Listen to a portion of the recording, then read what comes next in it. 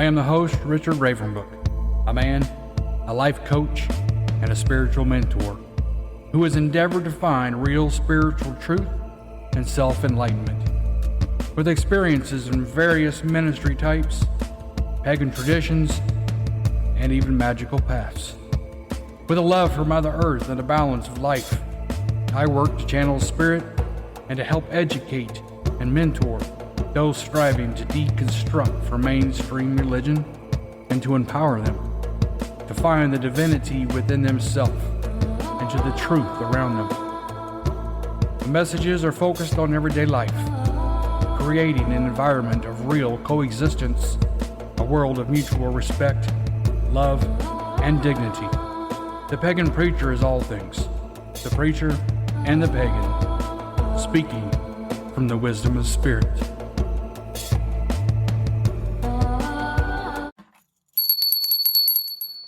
Merry meet and welcome, everybody. This is Richard Kent, your host of the Pagan Empire podcast.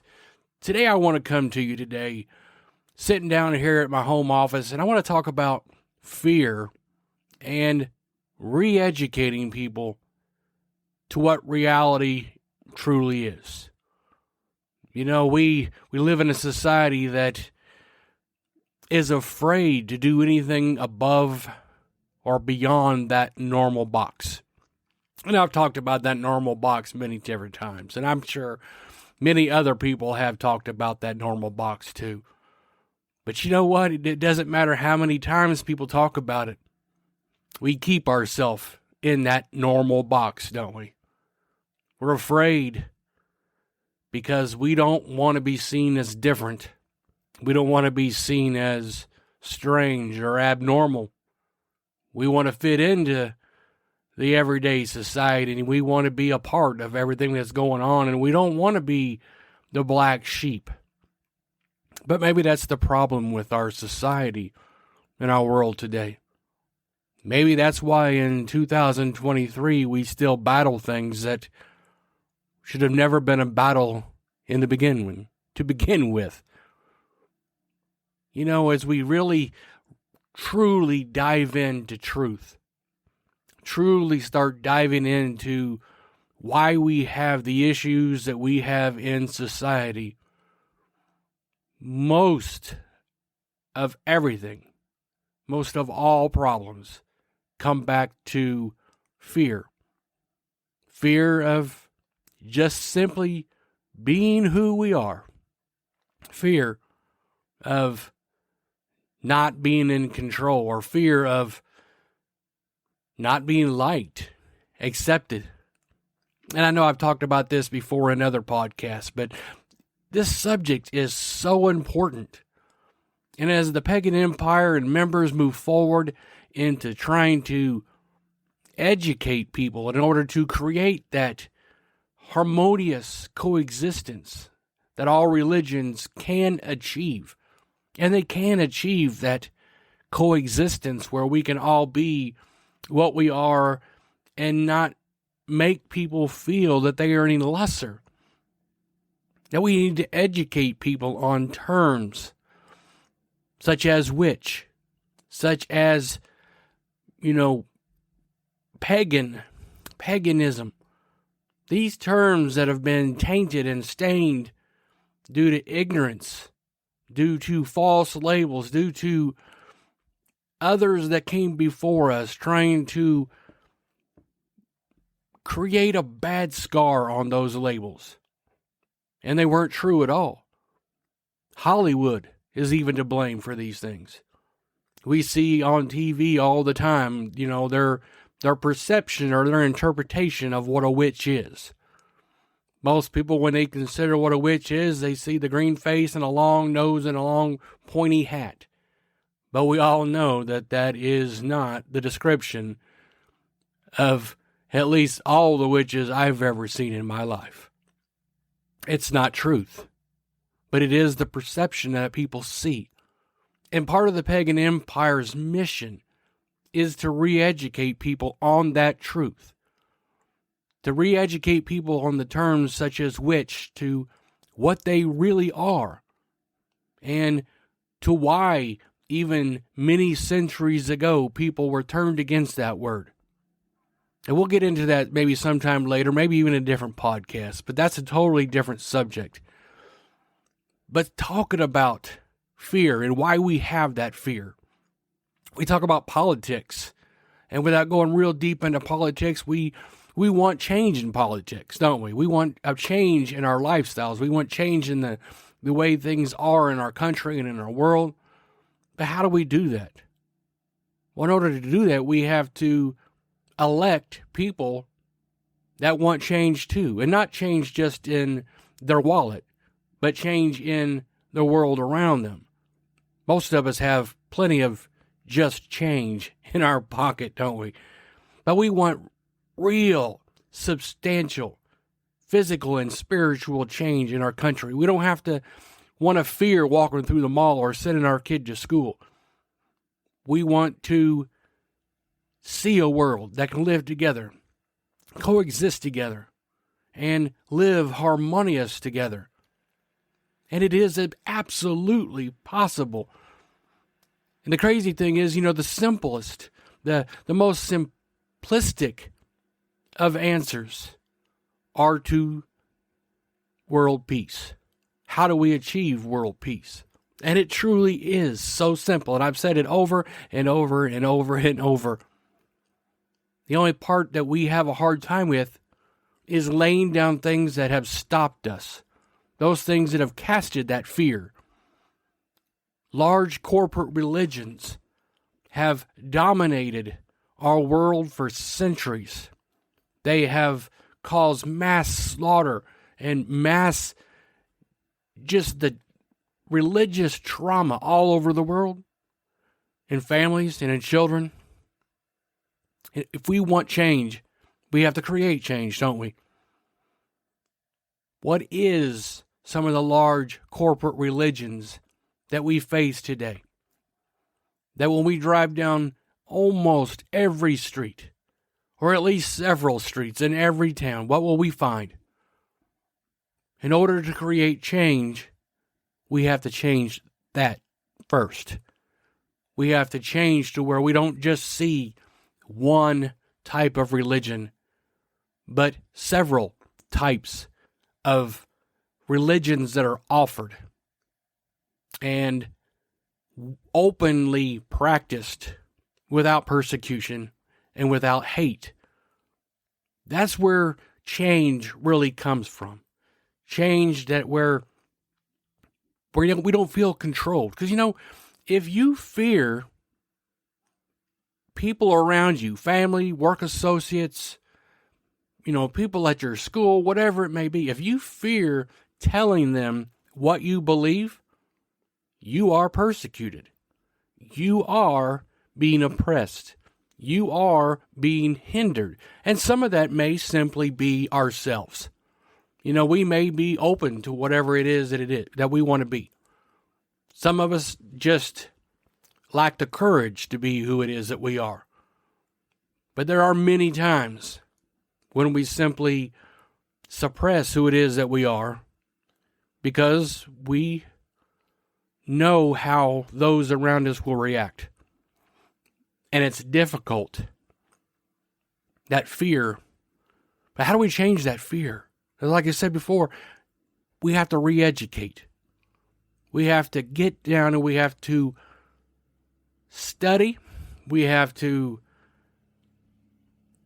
and this is a hard subject, and it is, when it comes to religion, because many times when it comes to religion, and that's been the problem over the last several thousands of years, is because when you threaten a religion with truth or with something that people just simply don't, to acknowledge that someone's belief may be in error, they automatically put up that wall. They automatically become blocked and begin to defend. And sometimes it's really hard, if not impossible, to get through that wall that people put up. So when we educate, we have to educate in love. And you're going to say, well, we can't always do that because they're they're yelling and screaming and preaching and doing whatever else that they're doing to us. And I fully understand that, and I've felt that myself. I have felt, where people even have called me extremist because of my passion. And there is a line that is drawn there of that we can be very passionate about what we do. But there is a line as well. Even Martin Luther King Jr. taught us that things can be done without violence. And they can be. With spirit, things are absolutely possible that could never be done. But it takes a heart of love, a heart of understanding with wisdom to understand that most of the people that are coming against your lifestyle or coming against the things that you would want to be in life, they do so in good intention. People don't normally hate on people simply because they're hateful. They hate on people. Some of them even consider it love because they are taught that it's what they're supposed to do. They're taught that what we're doing or what you're doing is wrong and that it is their responsibility to try to change you or try to convert you. Re-educating people would be allowing them or educating them to the point to where they don't feel that that is their responsibility any longer. To educate them to the point of trusting their God enough that if their God truly wills something, then their God will do it. And if their God can't do it, then their God is not worthy of the praise to begin with. That we as humans are all here on this earth together. We all live together.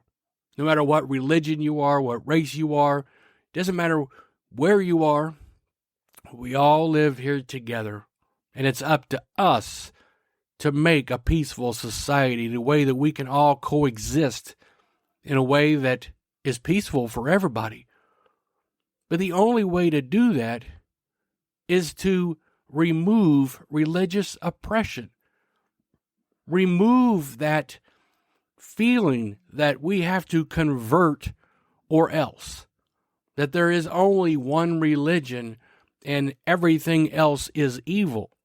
We've got to get past that mindset. We've got to get past that.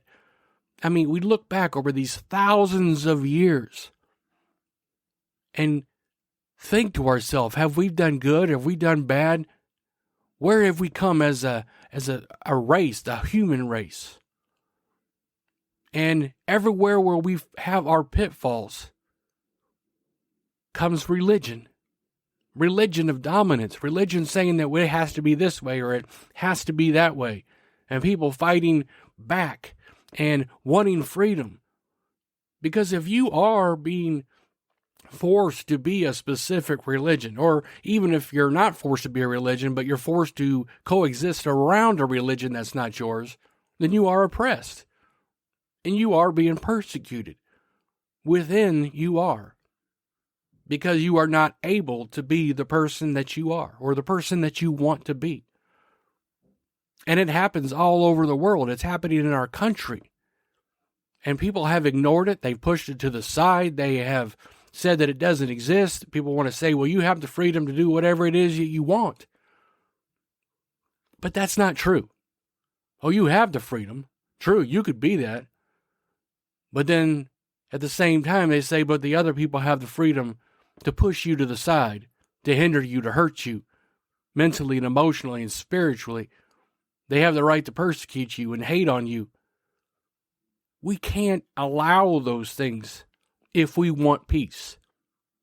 No religion in this world has the right to oppress or hinder or hate on another. Ever. When do we stop playing God? Or when do we stop playing the role of the gods? When do we just stop and walk together as a human race? Thousands of years into our existence. And we're still following things that absolutely will not bring peace upon our world. All they've done is cause division. All they've done is cause chaos, hate, and death. But what is the way that we can end all that? How's the way we can end world wars or any wars? Simple, as I've said before, mutual respect of differences. You know, can you do whatever it is that you want to do? If you want to wear your hammer down the street, if you want to wear your pentacle, what would happen if you decided to put up a big pentacle or a pentagram or whatever it may be in your front yard in your town? Number one, would you have the courage to do so? And two, would your neighborhood allow it without some kind of repercussion? And at the same time, think, what if your neighbor decided to put up a cross? Would they face the same thing that you faced with the pentacle or the pentagram? Is there a difference between the two? Would one be treated better than the other? And if you say there is a difference, if you say yes, the one would be treated differently, one would be persecuted and the other would not, then you confirm even in yourself that yes, there is persecution of religion in the United States. It happens in every one of our towns. It happens all over the world. People simply wearing a pentacle to work and someone seeing it and a Christian saying that they felt offended at that. Well, where do we get to in society that we stop being offended at someone else's belief or their religion? That's where we come into world peace. When we grow to a point of enlightenment and spiritual discernment that we no longer are offended by people's religion or what they believe. You know, I've said before, I was talking to someone the other day, talking about people's life choices and life, the things that they want to live, whether it be transgender or, or whatever it may be, that I don't have to personally understand your path. All I have to understand is the fact that it's your path. My responsibility is my path. That's it. And I accept and respect everyone else's choice to be who it is that they are, just as I would want that for myself. We don't have to understand why people do the things that they do. What we have to understand is why we do what we do. And when we start to do those things, peace naturally comes around us. Because we're not always at war around us, trying to conquer everything that we see or suppress everything we see and hear into what we feel is right. And the war against evil and warring against everything that we feel is wrong because someone before us told us so. We've removed the inner voice of spirituality. We've removed the essence of understanding what love is and the wisdom to giving people true equality and not being offended, not being upset, not being anything but free and allowing them to be free themselves. You know, we live in a society that talks about God and gods, goddesses. But more times than I can ever count, it seems like people are insistent on they have to play the role of that God. Well, my God says I have to do this, or my God says that we can't have people like that in our society. You know what I say to them is what I just mentioned earlier. So let that God take care of it. Let your God that supposedly says that they can't allow that, let them deal with it. And you deal with you. And if your God, as you say, is mighty and powerful and will make that change, then allow them to make that change. Let's see if that change is made. Because personally, the God and goddesses that I honor, they walk beside me. They encourage me. They strengthen me. But they also say that it's my responsibility to live my life and to be the person that I'm supposed to be and to have the courage to do what it is that I'm called to do. It's not for me to change anyone else. That if someone wants my advice or my mentoring or my spiritual, what I've learned, that I'm more than happy and more excited to offer that. But it's not for me to push that. And it's not for any religion to push their religion. And it's not for any person to force anything upon anyone. We walk around in fear. We walk around in oppression daily, afraid to just be completely open with who we are. You know, I see more and more people beginning to understand that, and they're breaking out. I see bumper stickers that, have, coexist and, just different things that people are beginning to see the truth in what I'm saying here. Because other people have felt this thing. This isn't new just to me. Other teachers and other spiritual teachers have ministered and spoken the same things. And sometimes we hear it and we try to go with it, and then sometimes it goes in one ear and it goes right out the other. But it begins with us laying that fear to the side. It begins with us saying, I love my neighbors. I love my family. I love, all the people that are close to me. But I got to be who it is that I am. And I'm asking you to accept that. I'm asking you to be my brother or my sister or whoever, and just allow me to be free. If I feel like putting a pentacle up, then that won't offend you. Because you are spiritually mature. You are spiritually awakened enough to be where that cannot offend you.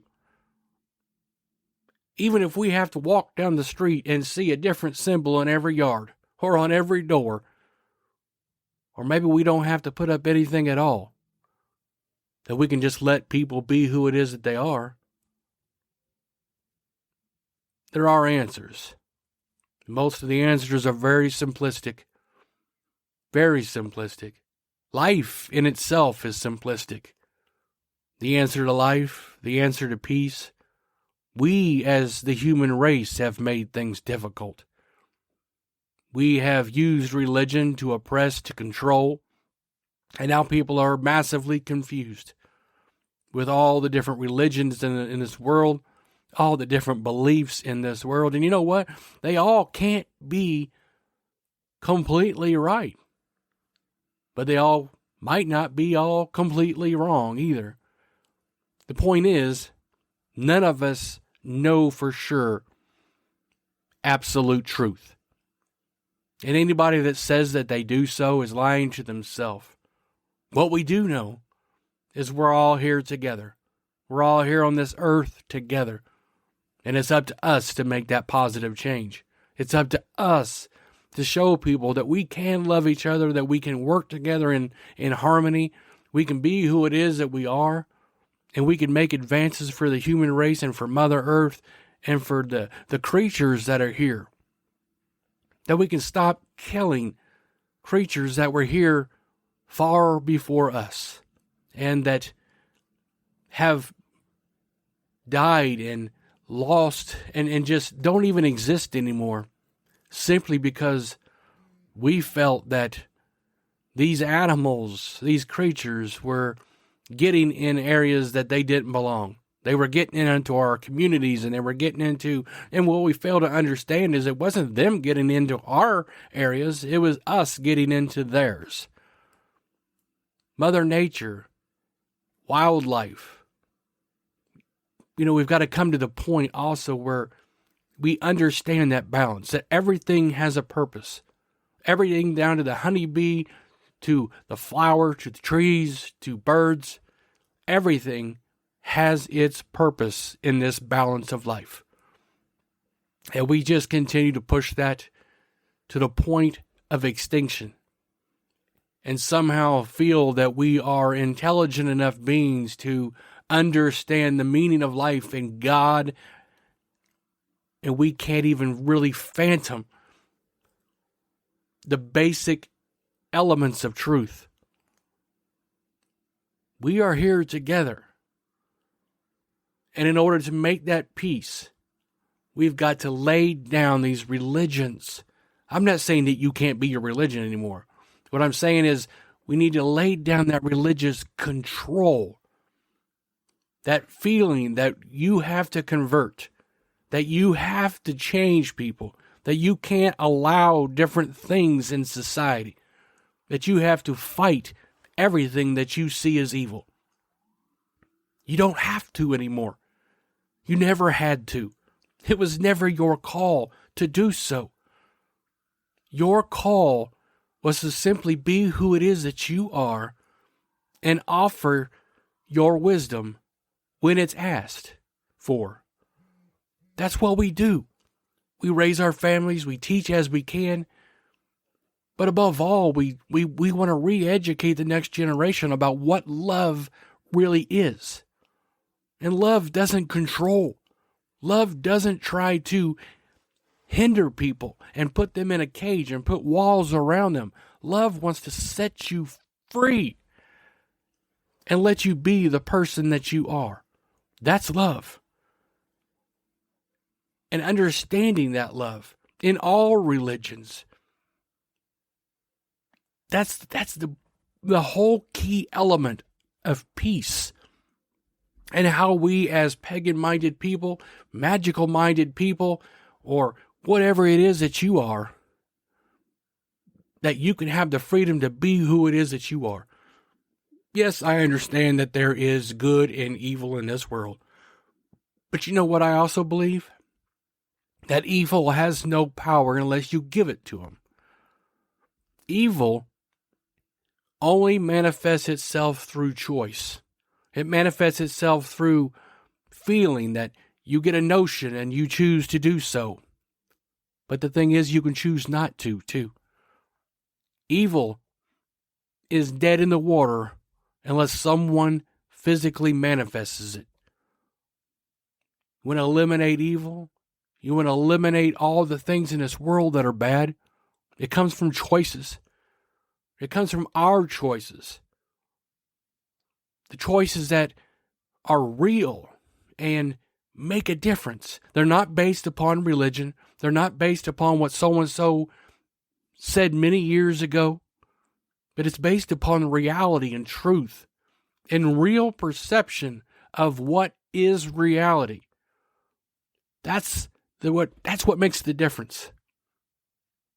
It's not hard. It's extremely simple. Very simple. But it's hard in us because we've been browbeat our whole lives and for centuries that no, it has to be this way. We have to fight this. We have to do it this way. We have to reconstruct, deconstruct, change our level of thinking, be open to new things. Stop being offended when we don't understand them. Understand that you don't have to understand them. Maybe it's not for you to understand. Just continue to be you and walk your path and let others walk their path. That's the answer. As long as people are not hurting other people unwillingly, then leave them alone. Whatever it is that they're doing. I mean, I understand that we have to have laws, and we have to have laws that protect people, and, these things are fully understandable. So when I'm saying all this, yes, I understand that there are limits. But I think everyone understands what I'm saying here. That we have to be open and allow people to be who it is that they are. Freedom. to not be afraid any longer. The release, that religious control that brings even those people freedom to understand that you don't have to do this anymore. You don't have to stand out in front of the pagan festivals and condemn all the people that come in. You don't have to be that person that everyone is looking at and asking, why do you have to do this? Why are you out there doing it? Why are you hating on us? You don't have to be that person. Just let them be. Or whatever religion it is. No religion has the right to persecute any other religion, like I said. I mean, how many churches do you see persecuted by pagans? How many Christian, outside events do you see being protested by pagans? Or vice versa, Hindus, Muslim, whatever. It doesn't really exist, but it really only exists through one large corporate religious base, and that's Christianity. But there is a way to coexist. There is a way to beat these things and to bring about peace. Allow your God to be your God.